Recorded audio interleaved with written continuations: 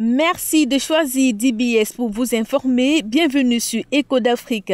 L'Organisation mondiale de la santé vient de certifier que l'Afrique est désormais exempte du poliovirus sauvage. Cette certification survient après 4 années consécutives sans cas déclarés et des efforts massifs de vaccination des enfants. Les derniers cas furent déclarés dans le nord-est du Nigeria, épicentre mondial de la maladie au début des années 2000. En 1988, l'OMS dénombrait 350 000 cas à travers le monde et encore plus de 70 000 cas rien qu'en Afrique en 1996. La maladie était endémique partout jusqu'à la découverte d'un vaccin dans les années 1950.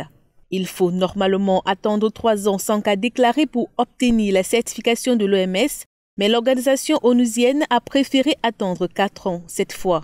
Provoquée par le poliovirus sauvage, la poliomyélite est une maladie infectieuse aiguë et contagieuse qui touche principalement les enfants, attaquant la moelle épinière et pouvant provoquer une paralysie irréversible. Sur le continent, il a fallu un énorme travail avec les chefs traditionnels et religieux pour convaincre les populations de faire vacciner leurs enfants. Grâce à ces efforts, plus d'1,8 million d'enfants ont été sauvés de cette maladie. Cette victoire est toutefois ternie par le fait qu'au problème du virus sauvage s'en est substitué un autre, la circulation de virus vaccinaux. Si les vaccins ont certes permis de diminuer de plus de 99% les cas de paralysie, certains offrent une possibilité de seconde vie au virus.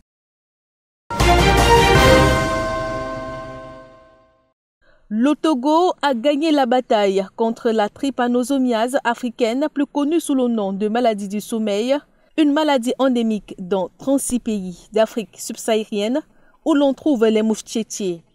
Elle a été éradiquée grâce aux actions menées par le gouvernement togolais, les communautés locales et l'Organisation mondiale de la santé. Pour la population, cette victoire va aider à améliorer la production. C'est que la maladie invalidante qui provoque les troubles de personnalité et un dérèglement de l'horloge biologique était une source de pauvreté. Car les personnes infectées dorment plus le jour et moins la nuit, ce qui limitait considérablement les activités agricoles et décimait le bétail. La maladie du sommeil affecte aussi bien les humains que les animaux, notamment le bétail. Les populations les plus exposées à la mouche tchétchée et par conséquent à la maladie sont les populations rurales qui dépendent de l'agriculture, de la pêche, de l'élevage ou de la chasse. La justice ivoirienne a confirmé la radiation des listes électorales de l'ancien président Laurent Gbagbo par la commission électorale indépendante. La raison de cette radiation, la condamnation de Laurent Gbagbo en son absence par la justice ivoirienne à 20 ans de prison dans l'affaire dite du braquage de la BCEAO. À 5 jours de la date limite de dépôt des dossiers, une éventuelle candidature de Laurent Gbagbo à la présidentielle du 31 octobre 2020, sauf coup de théâtre majeur, relève de l'impossible.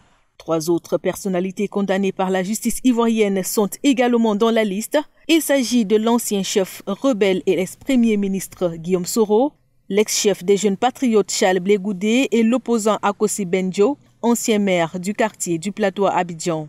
Tous contestaient leur absence des listes électorales affichées dans les bureaux de vote début août. Après cette décision, aucun recours n'est possible devant les juridictions ivoiriennes. Après avoir été débouté par la CEI, puis la justice ivoirienne, l'avocat de l'ancien président envisage la possibilité de saisir une juridiction régionale. Au Burkina Faso, l'Assemblée nationale a adopté un projet de loi pour modifier le code électoral en vue des prochains scrutins.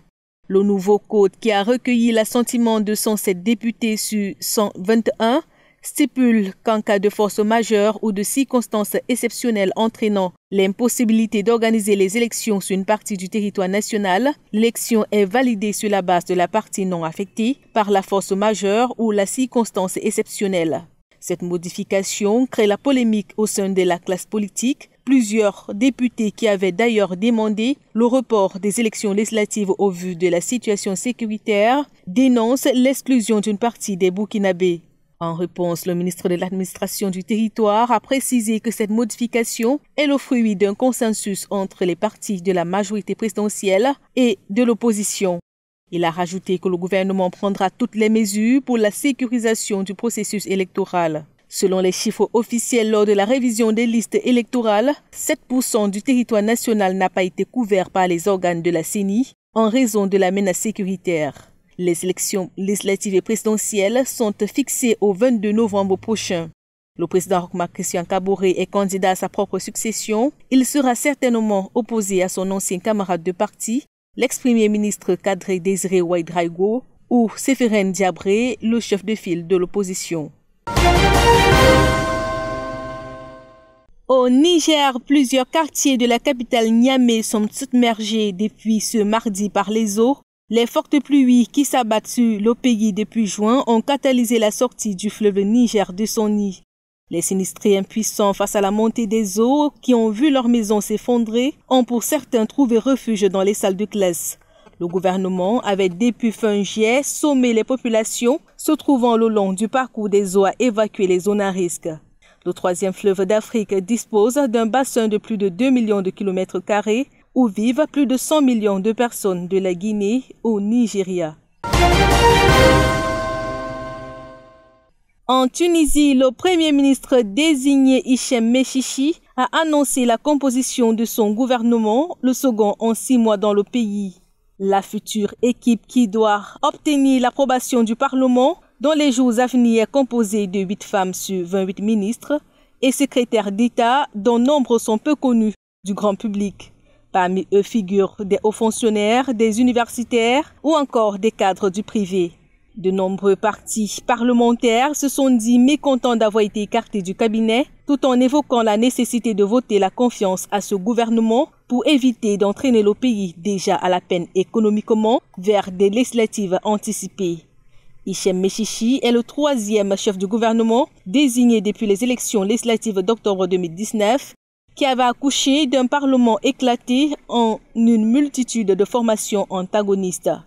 Le principal parti Ennahda n'a qu'un quart des sièges et peine à former une coalition.